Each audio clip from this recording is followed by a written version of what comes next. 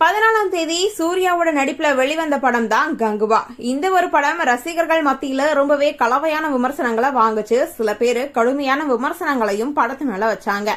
இன்னும் சிலர் படத்தை ரொம்பவே கலாய்ச்சிட்டு இருந்தாங்க. படத்தினுடைய சவுண்ட் ரொம்பவே இறைச்சலா இருக்கு, கத்திக்கிட்டே இருக்கிறாங்க அப்படின்றத ரொம்ப பேர் விமர்சனமா சொன்னாங்க.